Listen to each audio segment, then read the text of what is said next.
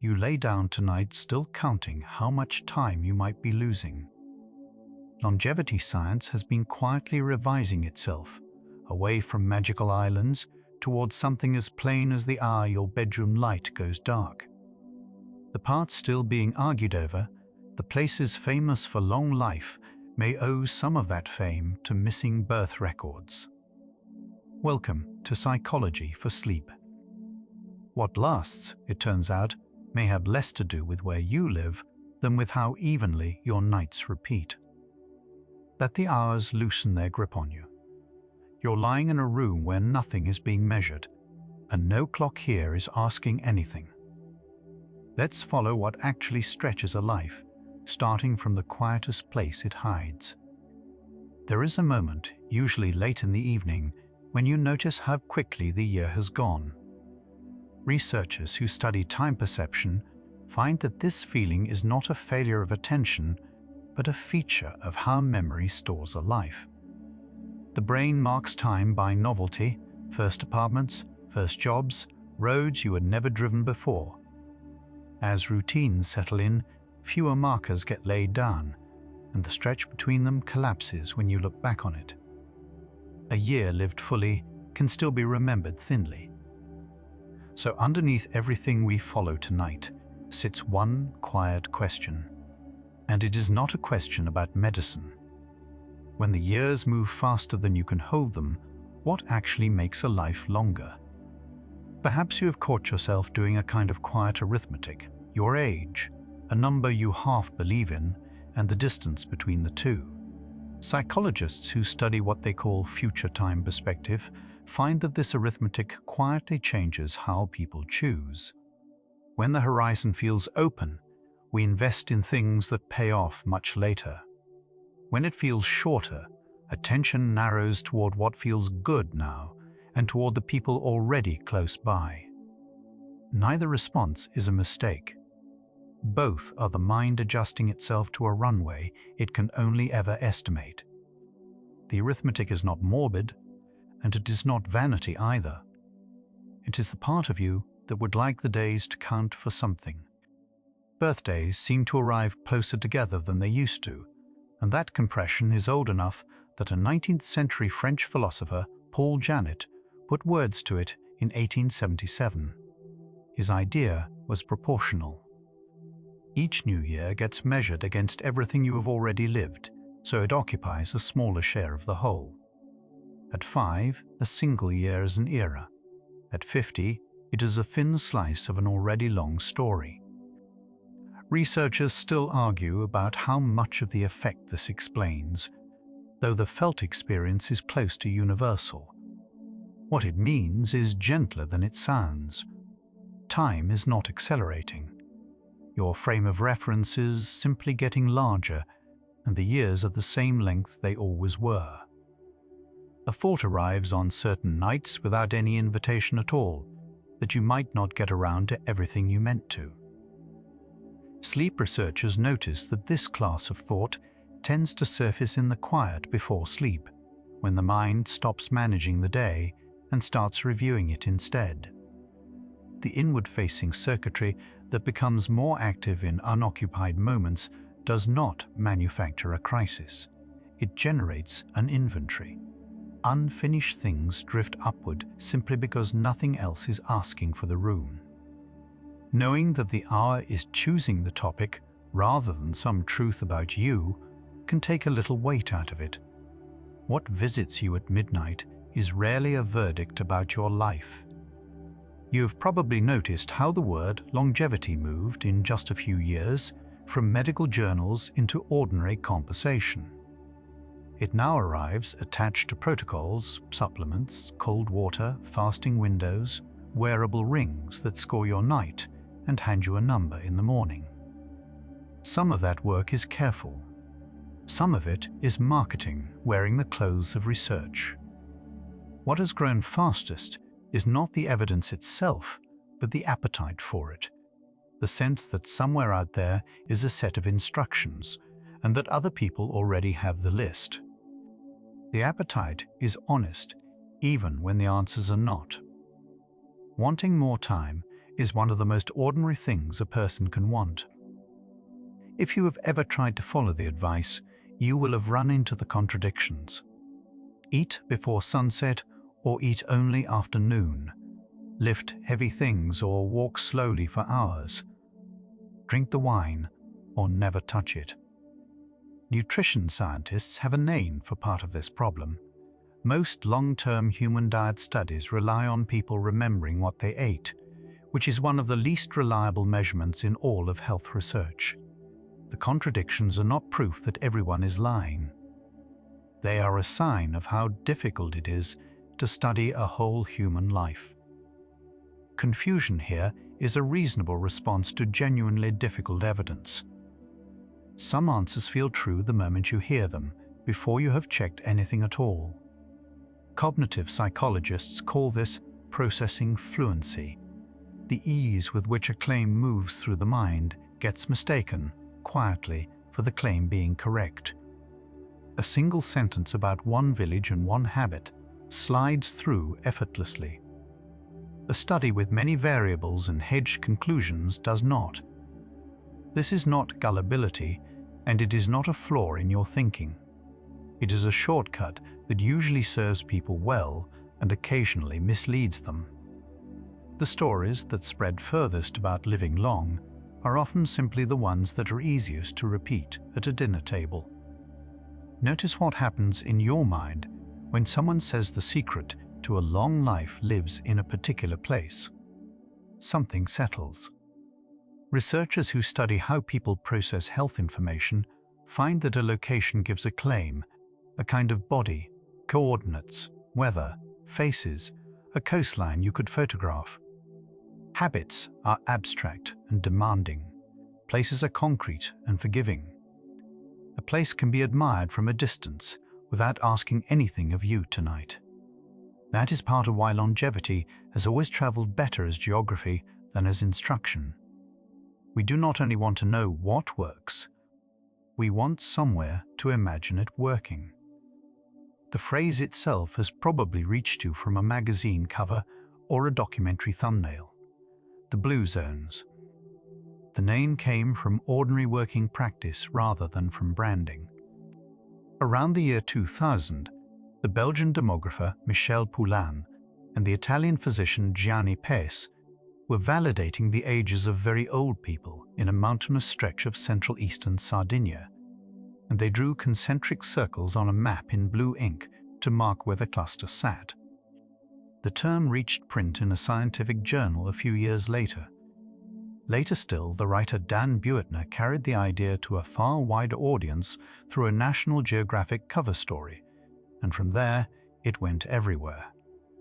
What began as a mark on a working map became one of the most repeated ideas in modern health. That journey from ink to headline is worth holding on to tonight. The regions most often listed are Sardinia in Italy, Okinawa in Japan, Nicoya in Costa Rica, Ikaria in Greece, and Loma Linda in California. Say them slowly and they already sound like a map for a life. Each one is real, populated, ordinary to the people who live there, and each has been described as holding an unusual share of very old residents. Here is where the question we opened begins to turn. Tonight is not asking whether these places exist, because they plainly do. It is asking something quieter and stranger, why a set of coordinates could carry so much of the weight of our fear about time. When you picture one of these places, the images that arrive are probably not medical. A garden behind a house, bread cooling, an old man walking uphill because the shop is uphill. Researchers who study how health messages spread find that vivid, sensory scenes are remembered far longer than statistics, and are trusted more even when the statistics are stronger. The pictures do the persuading long before any evidence is examined. That is not deception. It is how human attention has always worked. The reason you can see these villages so clearly is that they were described in the language memory prefers. A particular kind of tiredness comes from feeling behind in your own life, and most people know it well. The accounts from these regions describe something at the opposite end of that feeling. Days that are unhurried, work that ends when the light does, meals that stretch well past the time they strictly require.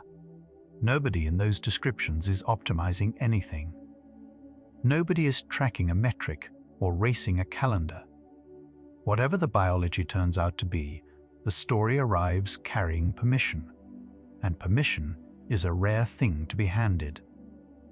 Part of what draws people to these places is the quiet suggestion that slowness might not be falling behind. Think about how the food in these stories is usually described. Beans, greens, bread. Whatever the garden gave that week, it is described as eating, not as a regimen, and that difference matters more than it seems.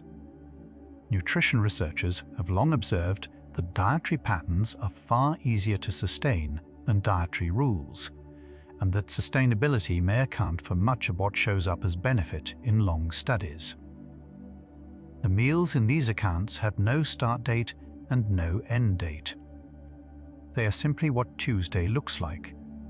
There is something restful in a picture of health that nobody begins on a Monday. You may have felt at some point the wish for your days to be pointed at something.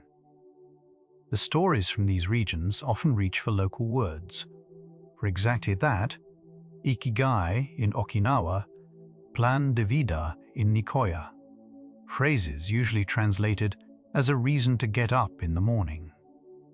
Researchers studying purpose in older adults have found consistent associations between a sense of meaning and better health outcomes, though separating cause from consequence in that work remains genuinely difficult. Still, the pull of the idea is real. Not a longer life exactly, but a reason for the length. Most people are not asking for more time in the abstract. Consider how many of your conversations this week happened through a screen. In the accounts from Okinawa, there is a word, moai, for a small group of people who have known each other since childhood and who keep meeting for decades. Social researchers consistently find that sustained close relationships track with better health across many populations, and that the effect is one of the more durable findings in the field. What the stories describe is not friendship as an activity you schedule. It is friendship as an unremarkable feature of the landscape. The comfort in that image is not really about medicine. It is about being known for a long time. Anyone for whom exercise has ever felt like a chore owed to somebody will notice how movement appears in these descriptions. Nobody exercises. The hill is simply between the house and the market. The garden simply needs turning. Researchers describing this pattern often call it incidental or natural movement, activity that is folded into a day rather than carved out of it. Whether it explains longevity is a separate question, and one we will come back to. But it lands somewhere tender because it removes the guilt from the equation entirely. In those accounts, nobody goes looking for the time. The day was already shaped that way, long before anyone thought to measure it. A glass of wine appears often in these stories, poured in the evening, shared. It is easy to hear that as permission, and easier still to miss what the picture is actually showing. What the accounts describe is a ritual, a time of day that reliably ends, people around a table, a small marker between working and resting. Researchers who study daily rhythms pay close attention to markers like these, because a day with reliable edges is a day the body can predict. Hold that thought lightly for now. The evening ritual may end up mattering for reasons that have very little to do with what is in the glass. Older people can vanish from ordinary life very quietly, and you may have watched it happen to someone. In the descriptions from these regions, the opposite is reported: Grandparents still cooking, still minding children, still consulted, still occupying a place at the center of the day rather than at its edge. Sociologists studying aging have long argued that social role and health are entangled in ways that are difficult to separate, and the being needed appears to be protective in ways that are hard to measure directly. Whatever the mechanism proves to be, the image itself does something. Nobody in those stories is waiting to be finished with. The story usually arrives as a map rather than as a list, and that is not an accident. A map implies somewhere you could go. Geographers who study health narratives note that place-based explanations tend to feel more attainable than behavioral ones, even when the behaviors are what actually travel. You cannot move to a habit. You can, at least in imagination, move to an island. And imagining is enough for a while, enough to sit with on an ordinary evening, enough to picture yourself older and still walking uphill. The map does not ask you to change anything tonight, it just holds a door open. Somewhere underneath all of this is a specific fear, and it is not really the fear of dying. It is the fear of not having lived enough of it, of the years going by without ever being fully occupied.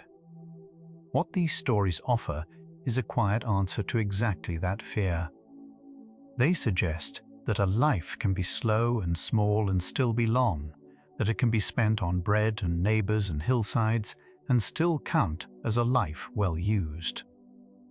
Researchers cannot measure that offer, and it may be the most powerful thing the story carries.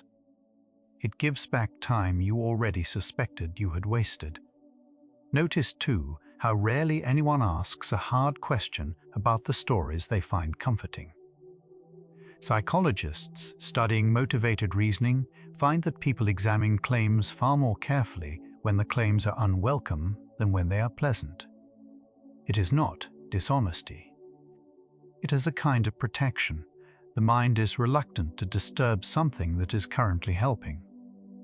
This is worth naming gently rather than sharply, because everyone does it, including the people asking the questions. The stories we do not interrogate are usually the ones doing the most work for us. That is not a failing. It is a sign of what we were carrying. Consider what it takes to know how old someone actually is. It sounds simple until you follow it backward. A name written in a parish book, a registry that survived a war or did not, a memory passed down and rounded off. Demographers who work with the oldest recorded ages spend much of their time on exactly this question, because a single record can shift an entire regional statistic. This is not a suspicion about anybody. It is the ordinary, unglamorous work of history, and it is slower than headlines are. Every long life on record is also a paper trail, and paper has its own fragility. You may have already sensed that this hour is moving towards something, and that it is moving there slowly. That pace is deliberate. Researchers studying how people receive challenges to a familiar belief find that speed provokes defense, while unhurried context allows a person to keep their footing. Nothing you have believed about these places has been wrong to believe. The accounts are real, the villages are real, the tables and the hillsides are real. What is genuinely open is the question of what the numbers underneath them can and cannot support. Tonight is not going to take anything from you. It is only going to look more closely. The hillside in that story, the one between the house and the market, is still there while you lie here, and nobody on it is thinking about longevity at all. They are just going to the shop. Something in you has been holding a question loosely for a while now, whether the answer to time is a place or a habit or something quieter than either. None of it asks to be settled tonight. Let the villages stay beautiful for a moment longer. They can be beautiful and unfinished at the same time. Most true things are. Feel how your breathing has already slowed without being asked to.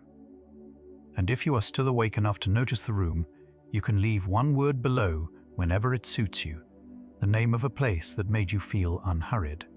Not tonight, if your eyes have already gone heavy. It will keep until morning, and so will this. What comes next in this hour follows the paper trail, gently, and it takes its time. There is a difference between a question and an accusation, and it is easy to lose in a headline. When demographers examine birth records behind very old ages, they are not calling anyone a liar. They are doing what the field is built to do, checking whether a number can be supported by a document.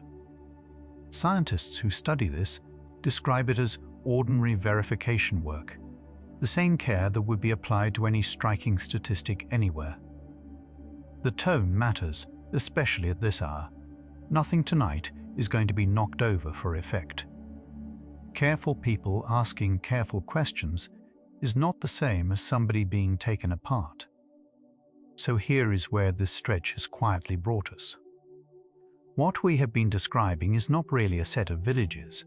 It is a story about time, one so appealing that it traveled around the world almost intact, and so comforting that few of us stopped to check its foundations. Some researchers have now begun checking them, and other researchers have answered back, and that conversation is still very much open. We are not standing where we were when this hour began, and nothing has actually been settled. What sits here instead is something else entirely.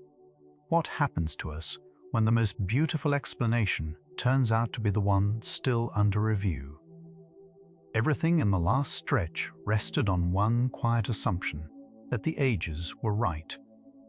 That is the assumption a small group of researchers went and checked, not out of hostility, and not because anyone had confessed to anything, but simply because the numbers underneath the story had never been examined as carefully as the story itself had been repeated.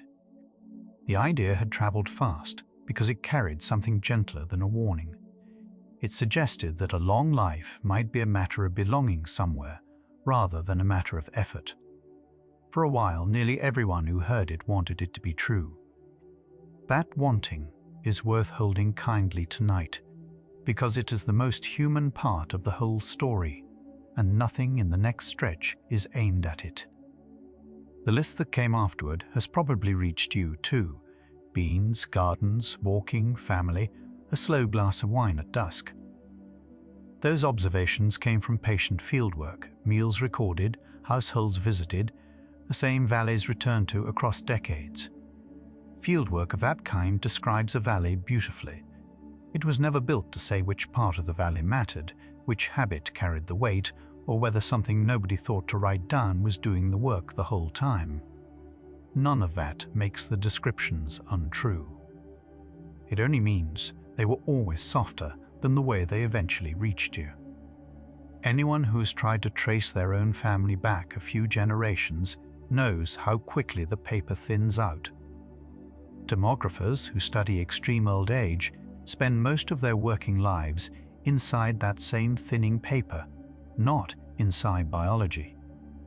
For much of the world before the 20th century, birth registration was uneven or absent, and a person's stated age rested on memory, a church ledger, or a household note written by someone else. At the very edge of the human lifespan, small errors carry unusual weight. Reaching 110 is rare enough that even a low rate of mistaken records can outnumber the genuine ones. Age, it turns out, is a document before it is a fact. When a claim feels solid, it rarely occurs to us to ask what it is resting on. The demographer Saul Newman at University College London asked exactly that, and went looking for the paperwork behind the oldest people ever recorded. In the records he examined, only around 18% of supercentenarians, people said to have reached 110, had a birth certificate to stand behind the claim. The rest were carried by other kinds of evidence or by no evidence that survived. He was not accusing anyone of lying. he was noticing that the foundation was thinner than the building placed on top of it. His work is not yet settled.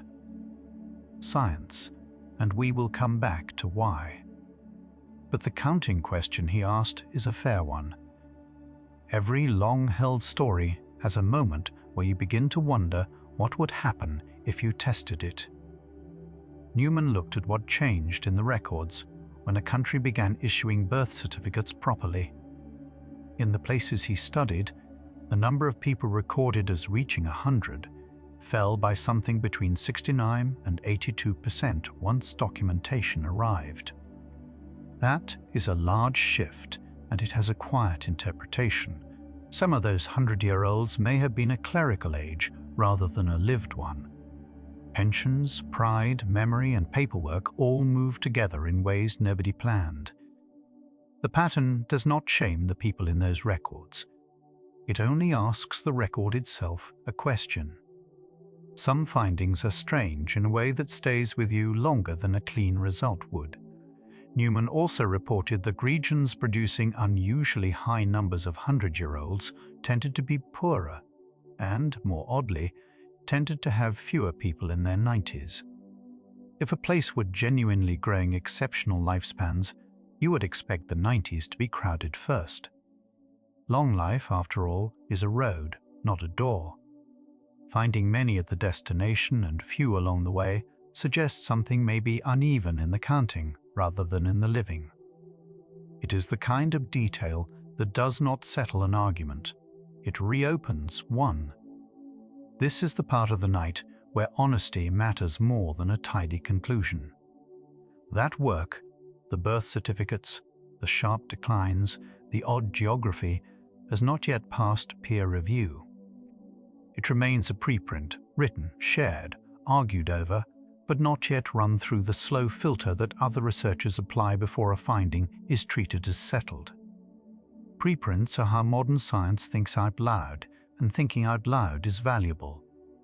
It is simply not the same as being confirmed. So the fair sentence tonight is a modest one.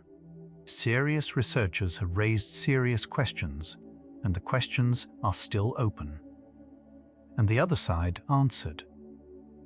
In October of 2024, a group of demographers pushed back, arguing that the case against the blue zones had been drawn too broadly. Their strongest example was Nicoya in Costa Rica, where ages can be checked against a civil registry that has been running since 1883, long before anyone had a reason to inflate a number for a documentary or a pension. Where records are that old and that continuous, the ordinary explanation of missing paperwork becomes harder to lean on, so the disagreement is not a scandal. It is two careful groups reading the same edge of human life and arriving somewhere different. If you once believed the Blue Zone story warmly and completely, nothing tonight was meant to take that from you. Belief in a gentle explanation is not a failure of judgment. It is what a tired mind does with a hopeful idea. What the current state of the evidence offers is smaller and steadier than certainty in either direction. Some of those regions may be exactly what they seemed. Some of the numbers may be softer than reported. Both can be true at once, while researchers keep working. You are allowed to hold an unfinished answer without feeling that you were fooled by the earlier one. The second story is quieter, and it lives inside you rather than on a map.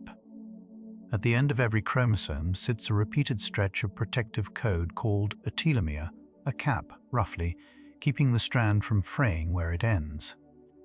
The discovery of how those caps are maintained was eventually honored with a Nobel Prize, and it changed how biologists picture aging at the smallest scale. Each time a cell divides, the cap tends to grow a little shorter.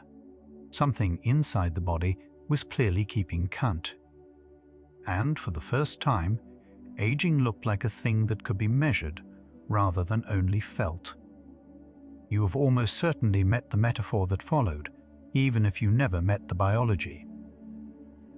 Telomeres became the body's countdown, a fuse, a candle, a tape running out, and from there the conclusion seemed to write itself, keep them long, and life stays long. It is an elegant idea, and elegance is persuasive. Cells with very short telomeres do stop dividing, and that stopping is part of how tissues age. But noticing that a clock ticks while a house grows old is not the same as showing that the clock is what ages the house. The metaphor arrived faster than the evidence behind it.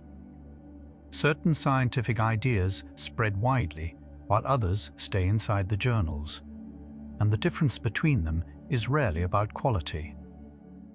Telomere length gave people a number, and a number can be tested, sold, tracked, and worried about in a way a vague feeling cannot. Once the measurement existed, an entire language grew around it. Biological age, cellular youth, the sense that a single value could tell you how much time you had left. Very little of that language came from the researchers themselves. It came from the space between a real finding and a public that wanted a simple dial to turn. That gap is where most longevity advice is quietly manufactured. The trouble with studying long life is that you cannot run the experiment. You cannot assign one group short telomeres and wait 90 years. So researchers found a way around it.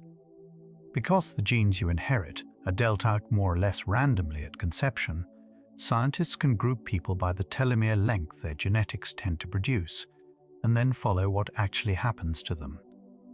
The method is called Mendelian randomization, and it comes close to a natural trial that nature has already run. One such study, published in the journal Aging Cell in 2019 by Kuo and colleagues, gathered 261,837 people. And the result was not the one the metaphor predicted. What that study could observe was the participants' parents, since the participants themselves were 60 and over and still living. Genetically longer telomeres showed no link to how long a person's parents had lived, and no link to whether those parents ever reached 100. The clock, it seems, is not the reason the house stands. Two effects did survive, and both are measured per small increment of length rather than per person, for each extra 250 base pairs written into someone's genes. On that scale, there was a little less coronary artery disease, an odds ratio near 0.95. Alongside it sat something less comfortable, a little more cancer, an odds ratio near 1.11. Cells that keep dividing are cells that keep dividing, whether the body wanted that or not. Longer, it turns out, is not simply better. It is a trade. Two of the most beloved answers about living long have grown quieter tonight, one still being argued over, one measurably narrower than it looked. What is left is not emptiness, and it is not the sense that nothing can be known. What is left is a different kind of asking. You came in wanting to know where the secret lives, in a village, in a cell, in some number a test hands you. What the evidence keeps returning instead is harder and more useful, not where long life is stored, but what sort of thing could hold up under this much scrutiny. That has a very different texture, and the rest of the night follows it. Something has loosened in the last little while, two answers you were never asked to defend, gently set down. Take one slow breath and notice you are not carrying them anymore. There is nothing to replace them with yet, and nothing to hurry toward. We keep going from here quietly. When something you half believed stops holding its shape, a specific kind of quiet moves into the space it left. Researchers treat this as the ordinary condition of a young field, where the first explanations get examined far more closely than they were when they were new. The questions about the long-lived regions are still open. The analysis of missing records remains a preprint, not yet peer-reviewed, and a group of demographers answered it in late 2024. The telomere story has been narrowed rather than erased. Neither has been closed by anyone raising their voice. What sits there now is a gap in the place where two familiar answers used to rest. You can stand in that gap tonight without hurrying to fill it.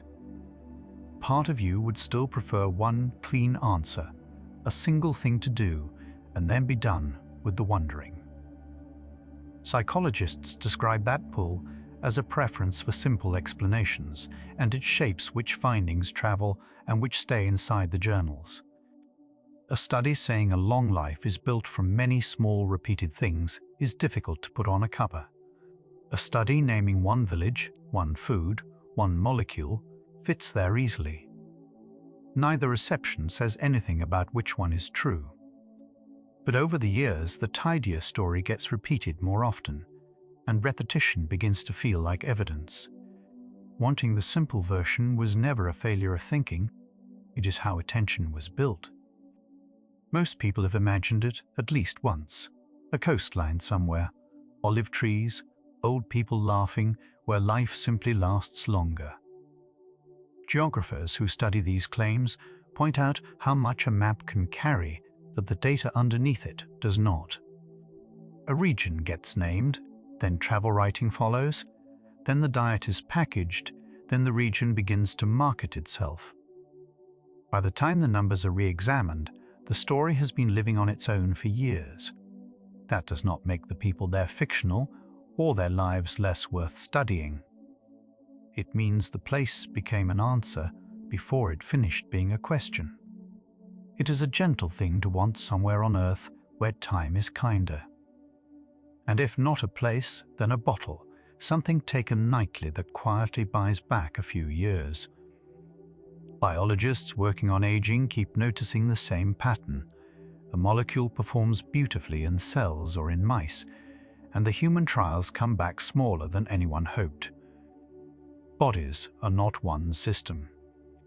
A change that lengthens life in a laboratory animal may do so partly because that animal lives in a stable box, fed on schedule, nothing else asking anything of it. Human lives are never held that still. The finding is real. The leap from box to person is the part still missing. Hoping for the simple bottle is not naive. It is what tiredness asks for. Somewhere along the way, you learned that two things happening together does not mean one caused the other, and then the world went on forgetting it. Statisticians spend much of their working lives inside that single distinction, because nearly every claim about how to live longer rests on it. Most longevity research is observational. It watches large groups of people, records what they do, and counts who is still here many years later. That design can show that two things travel together beautifully.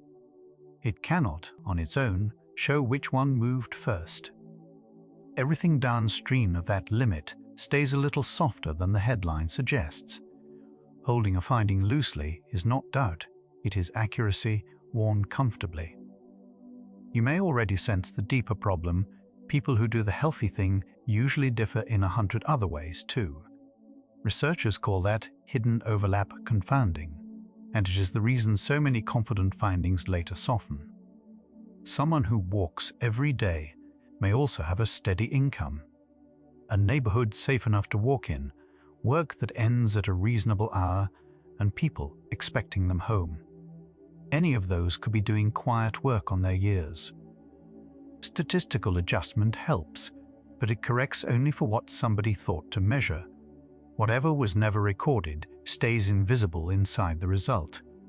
The tangle is not a flaw in the science, it is the shape of a real human life. Perhaps you've known someone who began sleeping far more than usual, and everyone read it simply as rest. Sleep researchers have spent years untangling the direction of that arrow because long sleep and poor health keep appearing side by side in the data. In large studies, people reporting very long nights do show higher mortality. But illness often arrives first and lengthens sleep on its way in. Inflammation, an undiagnosed heart or lung condition, depression, the early quiet of something not yet named. The extra hours may be a signal rather than a cause. Read alone, the number tells you almost the opposite of what is happening. Sleeping more, by itself, is not a verdict on your years.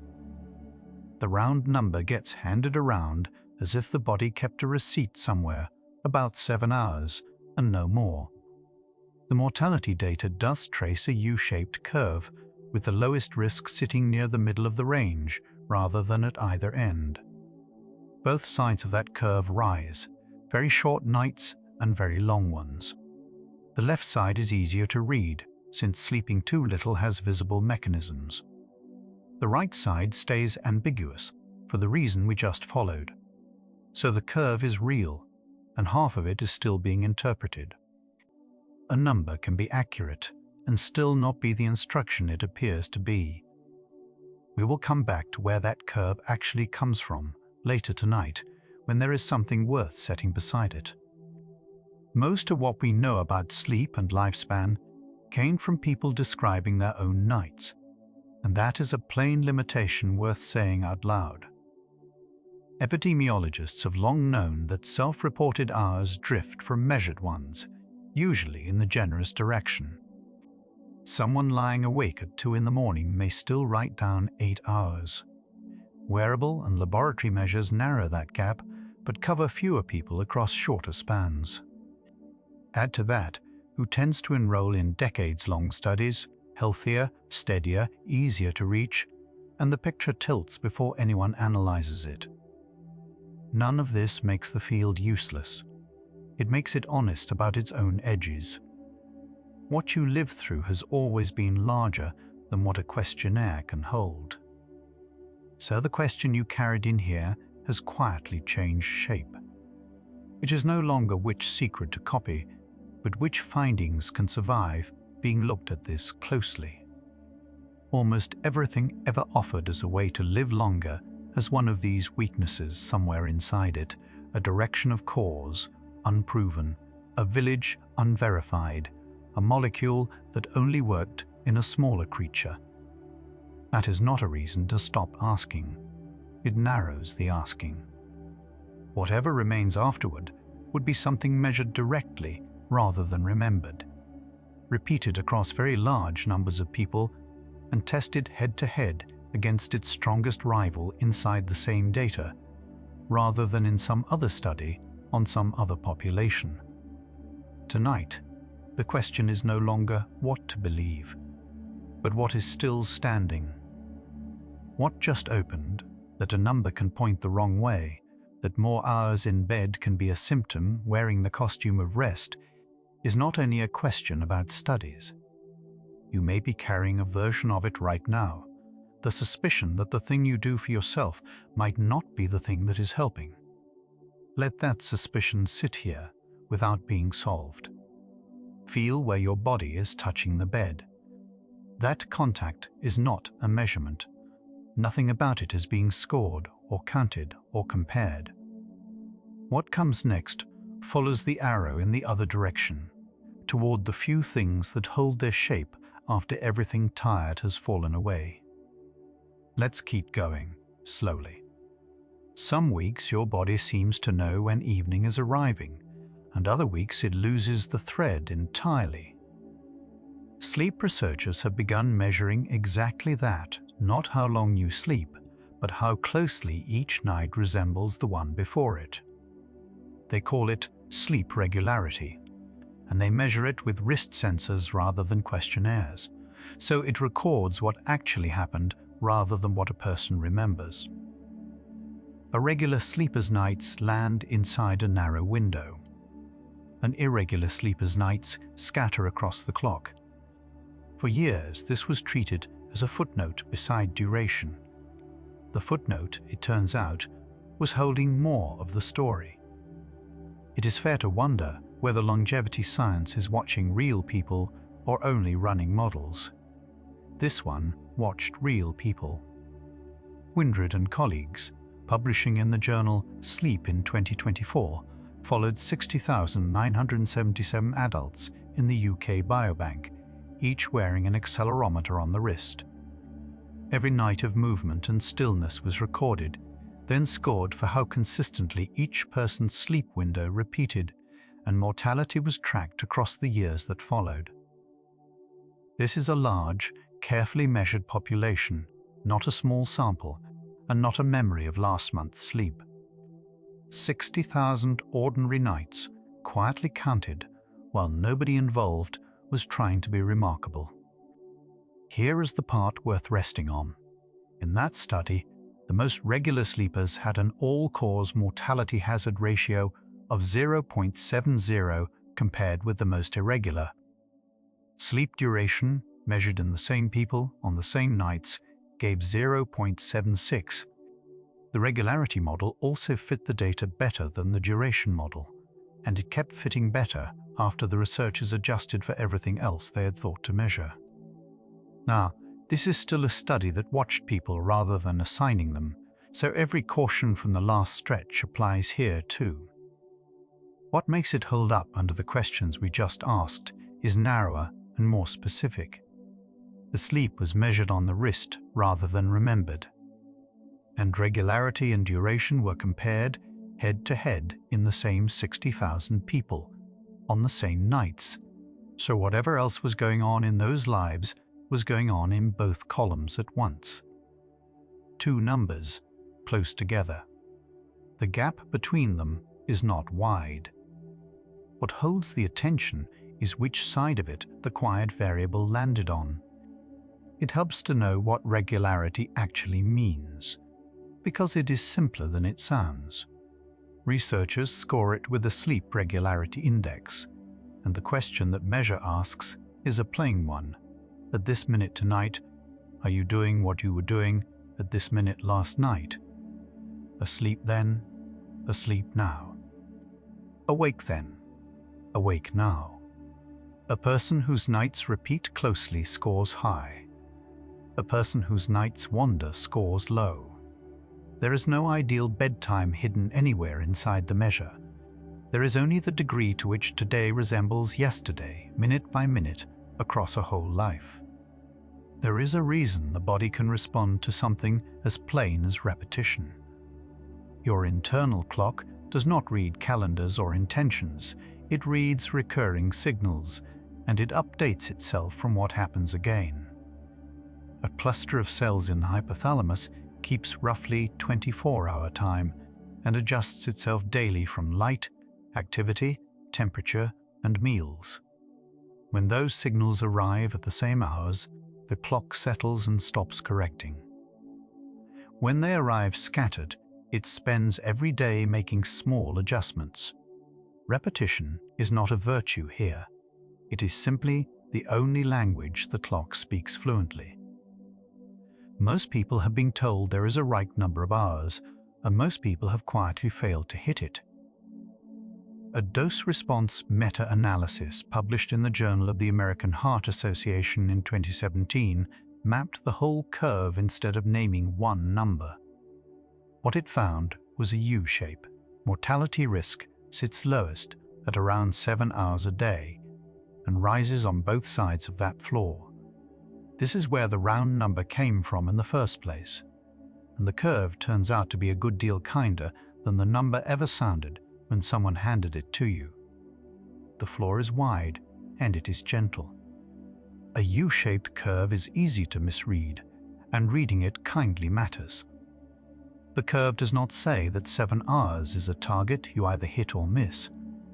It says that the middle of the range is where risk sits lowest, and that the ground rises slowly, not sharply, as you move away from it. In that analysis, the slopes are shallow, risk climbing by roughly 6% per hour below the floor and about 13% per hour above it. 6 hours is not a cliff. 8 hours is not a failure. The shape is closer to a shallow valley than a narrow ledge. What the data describes is a comfortable middle, not a rule you can violate by 20 minutes. And one honest caution belongs beside the long end of that curve. When studies find higher mortality among people sleeping 9 or 10 hours, that end carries the caution we already met. Illness that has not yet been diagnosed tends to lengthen sleep long before it announces itself. So the extra hours there may be a signal of something already underway rather than the thing producing it. That makes the right-hand side the only part of tonight's arithmetic that stays soft. And it stays soft on purpose.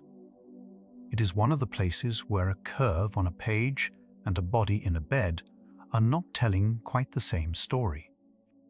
Sleeping an ordinary number of hours and still waking out of step is a common experience, and this is the piece that explains it. When bedtimes and waking times shift across the week, the body experiences something researchers describe as social jet lag. The internal clock is asked to relocate every few days without ever leaving the house. The result is a rhythm that never fully lands. Hormone timing, body temperature, and digestion each drift at their own pace, so the parts of you fall slightly out of formation with one another. The hours were there. The alignment was not. Here is the part many people find easier than they expected. Of the two ends of a night, the waking hour anchors the rhythm more firmly than the hour you fall asleep. Bedtime is difficult to command. Sleep arrives when pressure and timing allow, not when you decide. Waking, by contrast, is something you can set, and the clock treats it as the day's first fixed point. Everything downstream reorganizes around it: light exposure, appetite, activity, and the slow build of sleep pressure that shapes the following night. You can start at the end you actually control. Morning light is the other half of that anchor, and it works through a channel most people never notice. Certain cells in the retina do not contribute to the images you see at all. They simply report brightness to the internal clock. When bright light reaches them soon after waking, the clock receives an unambiguous marker that the day has started, and it aligns to it. This is why a fixed waking hour and a few minutes near a window tend to work together rather than separately. The rhythm is not being forced. It is being told clearly where the morning is. What a steady waking hour does for the night that follows is quietly mechanical. From the moment you wake, a molecule called adenosine begins accumulating in the brain, and its slow rise is much of what makes sleep feel available in the evening. When waking happens at roughly the same time each day, the build follows the same curve each day, and the moment of readiness arrives predictably. When waking wanders, the curve wanders with it, and the evening either finds you too alert or already gone. The night is shaped by the morning, far more than most people were ever told. Weekends are where this shows itself most plainly, and almost no one escapes it entirely. Sleeping late on Saturday and Sunday shifts the internal clock later, and then Monday morning asks the body to travel back on a schedule it had not agreed to. That is why the first day of a week can feel physiologically heavier than the sleep totals would suggest. Some people find that holding the waking hour inside a narrow band across all 7 days smooths the whole week. Not perfection, just a narrower band for the clock to work inside. This deserves saying gently, because not everyone chooses their hours. Nurses, drivers, parents of newborns, and anyone working rotating shifts live with irregularity that is not a matter of discipline. The research on shift work consistently finds the same alignment costs, and none of it is a verdict on the person carrying them. What it does suggest is that where any part of the schedule can be held steady, a waking hour on free days, a light exposure, a mealtime, the clock takes whatever consistency it is offered. The body does not require a perfect week. It responds to whatever repeats. We came looking for a location. What the strongest evidence keeps handing back is a tempo. We expected the thing that extends a life to be somewhere findable, a coastline, a diet, a length of DNA at the tip of a chromosome. What the measurements keep describing is not a place or a substance at all. It is a shape a pattern the body can recognize because it happens again. The search was for a secret held somewhere far away. What keeps appearing is a rhythm that has been available in every ordinary bedroom the whole time. Regularity sounds modest, and that modesty is exactly why it was overlooked for so long. It does not photograph well. It cannot be sold, packaged, bottled, or visited. It has no origin story on a distant island and no molecular name that sounds like the future, so nothing about it was ever going to reach a magazine cover. Duration, by contrast, is a single number people can compare, so duration became the number everyone tracked. But the body was never counting totals. It was counting recurrences, and recurrence happened to be the variable that the largest, best measured study found predicting mortality most strongly. The plainest thing in the room was doing the most work. What follows from that is a fairness the earlier stories never had. A blue-tinted island on a map is not a place most people can move to. A telomere is not something anyone can link them on purpose, and the closest thing science has managed to a test of that idea suggested the attempt would not be worth making. A repeating hour, though, belongs to whoever keeps it. It costs nothing. It does not depend on where you were born, on what your grandparents ate, on your income, or on whether anyone ever drew a circle around your region.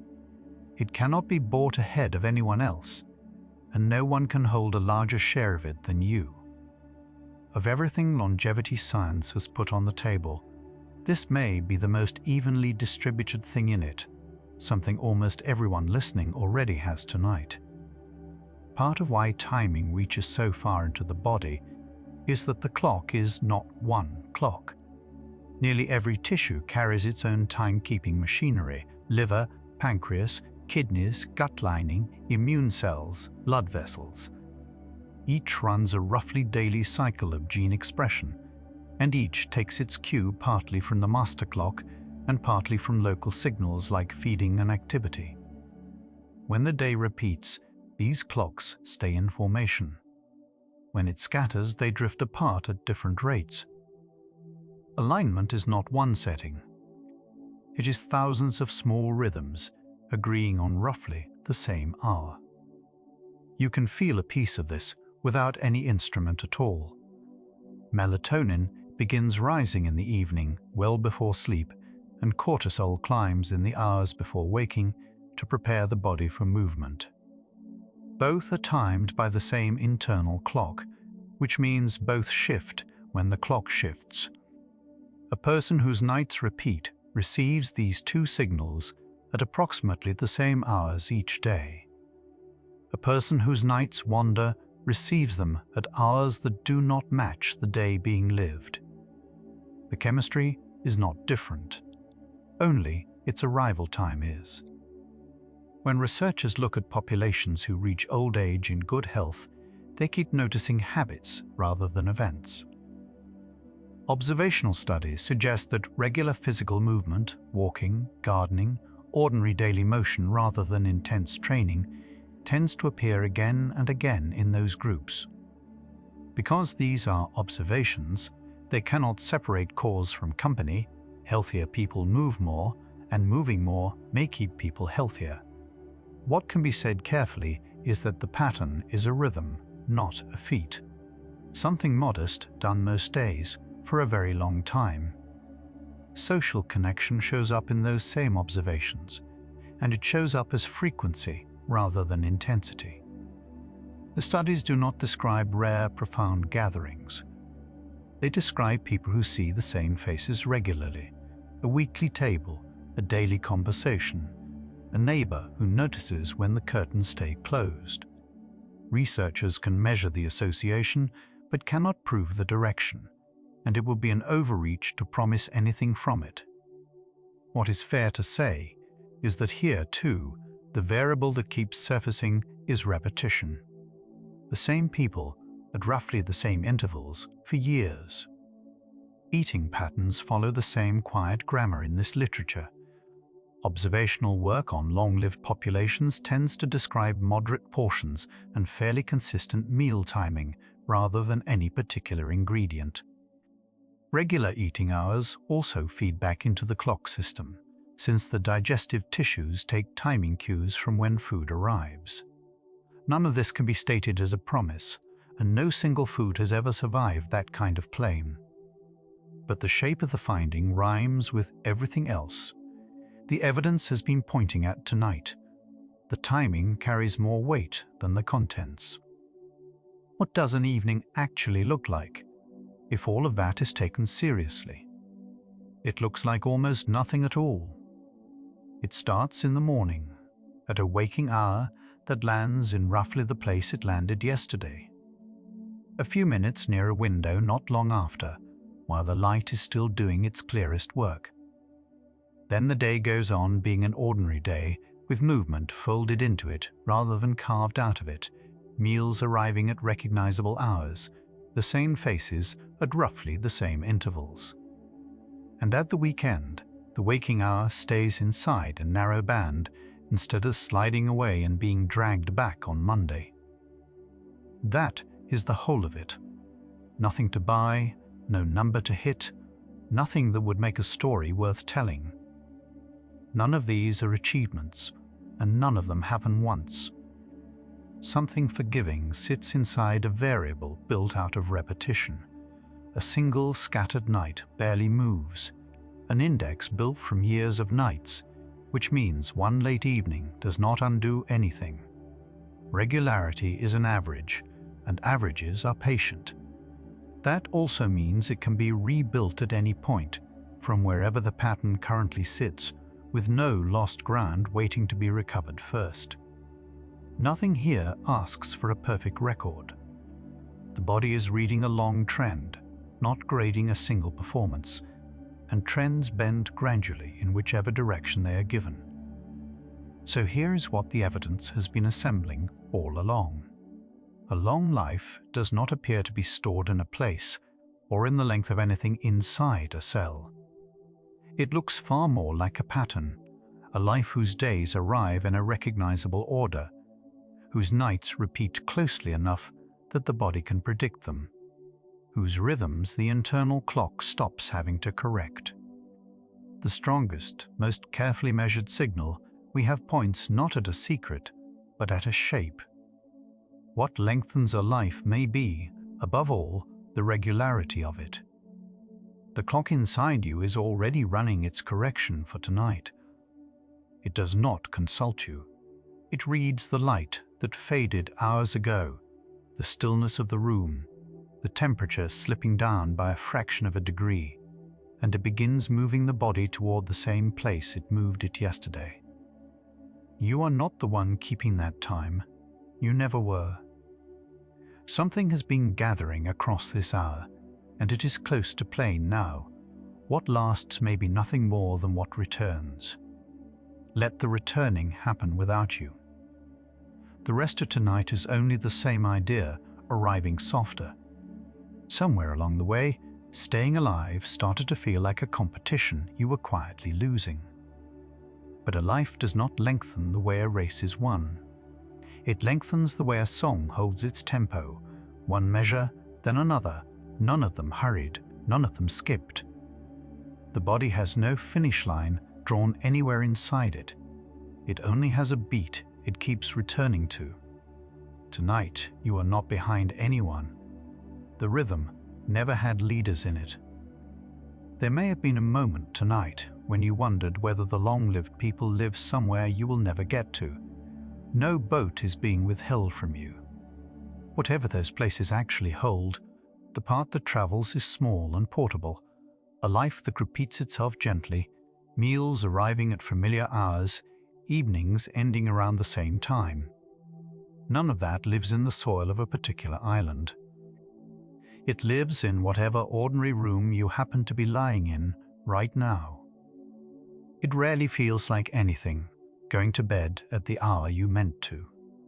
There is no ceremony in it, no proof, nothing to show anyone in the morning, nothing that would make a story worth telling.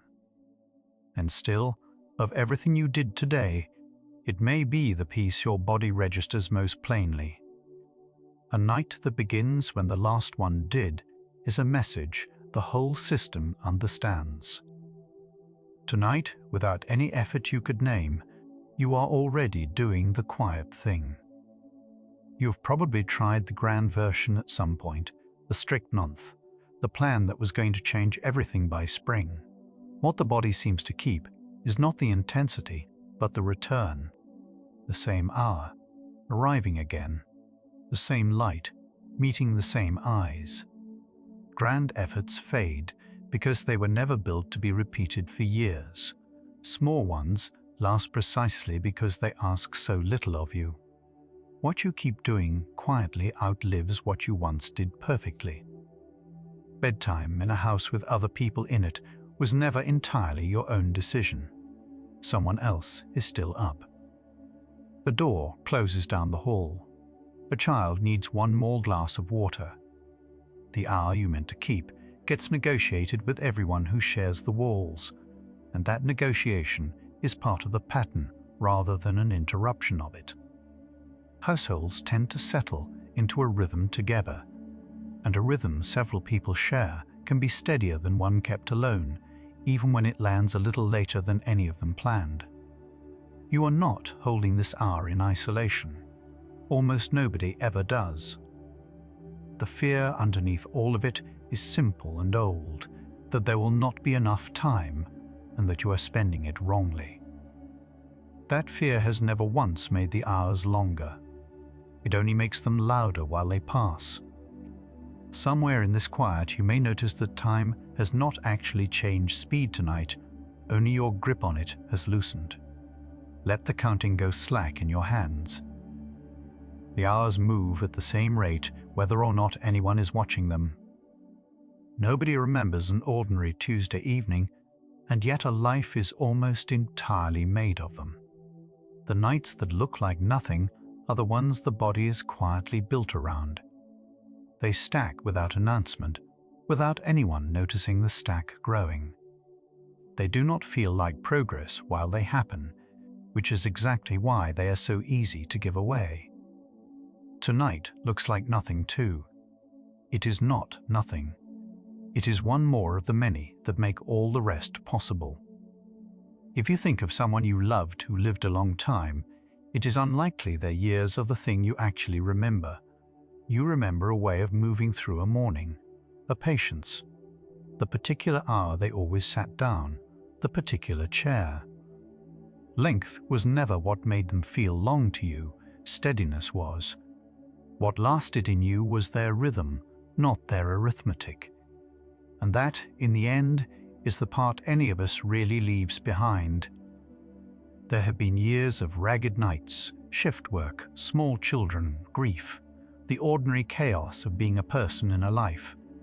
Nothing said tonight is a verdict on those years. Some seasons simply cannot hold a steady hour, and the body has always understood seasons.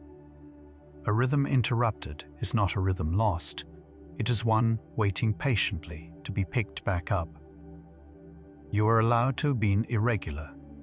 You are allowed to begin again tonight, with no apology owed to anyone. Whatever you have asked of it, the clock inside you has kept working, through late flights, through long stretches when the hours meant almost nothing at all. It never once issued a complaint. It simply drifted and waited for something regular to hold on to again. Give it one steady signal, and it takes it, quietly, the way a tide takes the shape of whatever shore it finds. Nothing inside you is holding a grudge about the nights that came before this one. Going to sleep at the same hour is a strange kind of kindness, because the person it is kind to has not arrived yet. It is a small parcel handed forward to whoever wakes up tomorrow, and the one after that, and the one years from here.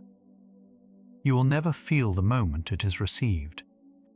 You only feel the accumulation, much later, as a life that seemed to fray a little less. Tonight, you are being gentle with someone you have not met. Morning has a way of being the harder half of the promise. The night is soft and forgiving. The alarm has never been either of those things. And still, the hour you get up is the one that holds the whole shape steady more than the hour you lie down.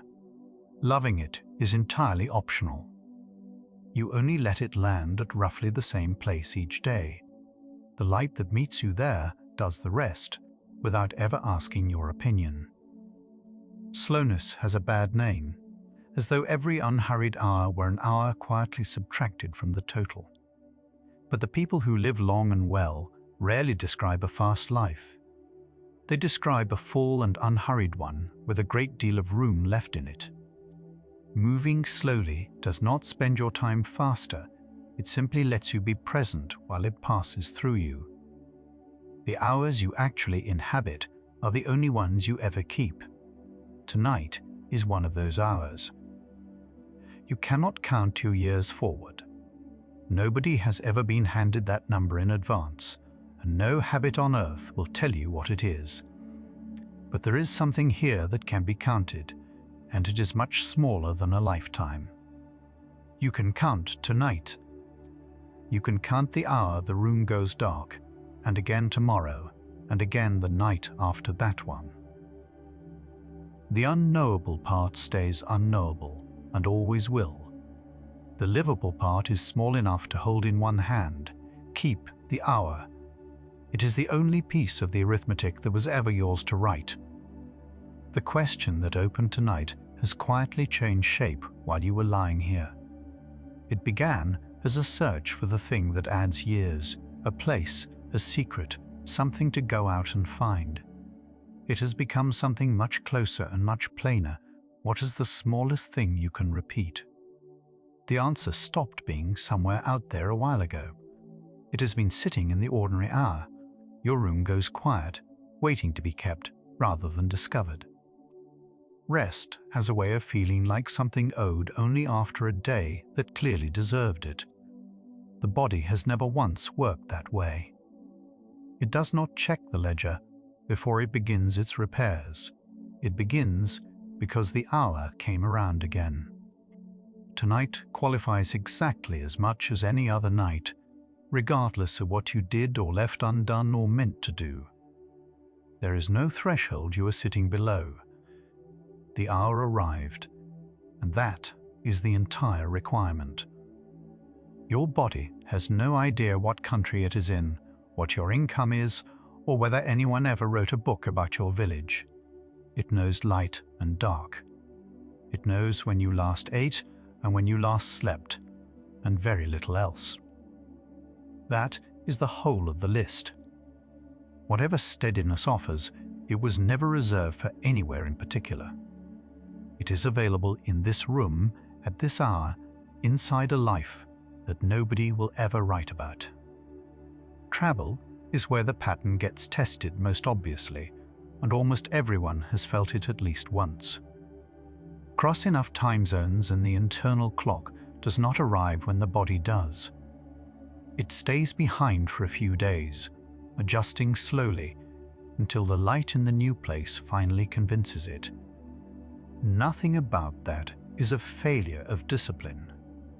It is simply what a clock does when the day it is handed stops matching the day it learned.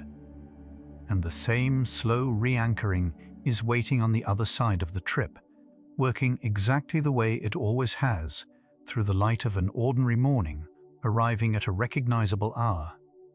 The rhythm is not owed an apology. What it takes is a repeat. Getting older has been described to you mostly as loss, a thing happening to you, taking pieces away as it goes. There is another way to hold it in your hands. Aging is also the accumulation of every night you slept, every morning that found you still here, all of it stacked into one continuous person. You are not only being subtracted from, you are being added to, quietly and without notice, and tonight is one more layer going down. Time stopped being a thing. You could save a long while ago. You may have noticed that the saved hours never actually appear anywhere later. It is not currency. It is the medium you are floating in, the way water is to a fish that never thinks about water, the thing holding you up rather than the thing you spend. It has no edges you could reach and no container you could carry it in. It moves at the same rate for everyone lying down tonight, whether or not anyone attends to it. Right now, unhurried and horizontal, the water is holding you the way it always has.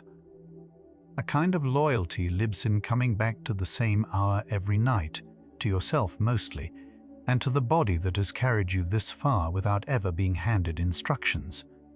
It asks for remarkably little. Not discipline, not effort, not some improved version of you arriving next month. Only the return. Whatever else came apart today, you came back. That is the entire loyalty. From the inside, a long life almost certainly does not feel long. It feels like a great many evenings, most of them unremarkable, a few of them luminous enough to remember. Nobody living one has ever felt the length of it while it was happening. They only felt the rhythm, the same chair, the same hour, the same slow softening of the light. If you are waiting to feel the length of yours, you will keep waiting. Feel the rhythm instead. Nothing about tonight is a beginning that asks preparation. You lay down. The room dimmed. The hour arrived at roughly the time it usually arrives, the way it has for years. Whatever this quiet thing is, it started without ceremony several minutes ago, while you were listening and not deciding anything. There was no moment to catch and no permission to request. You are already inside the practice, and it asks nothing further of you than to stay. The arithmetic can go now, the counting of years, the quiet subtraction you were running when you first lay down here. It never made a single thing longer. Set it on the floor beside the bed, where it can wait until morning, or wait forever. What is left when the numbers go is simply a warm room, a breath slowing on its own, and an hour behaving exactly as it did last night. That is the whole of it. A long life is not somewhere you arrive. It is made of nights like this one, plain, dim, unremarkable, repeating. No journey is required to find it, and nothing further is asked of you tonight than what you are already doing. You are lying inside the very thing you went looking for. Let the room stay dark. Let the hour stay exactly where it is. This is what it looks like all the way through, and you are already living it.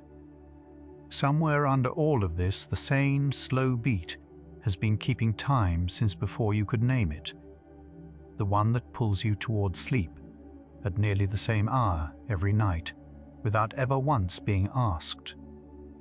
It is doing that right now, not because tonight was earned, because the hour came, the way it always comes. Let your whole self loosen into that beat, into the ordinary, unremarkable rhythm that has been carrying you further than any plan ever did. Nothing here is being counted. There is only the next quiet return, and you are already inside it. The thing you were looking for turned out to be smaller than the search. Not a place with a name, not a number to protect, just an hour that keeps arriving, and a person who keeps meeting it. That does not make the worry vanish, but it changes what the worry is about. There is nothing far away to reach for anymore, nothing to move toward, no better version of your life waiting in a warmer climate. There is tonight. There is the room going dark at about the time it went dark yesterday. There is a body that reads, that as a kind of promise and quietly begins its work without telling you. You came here counting what you might be losing.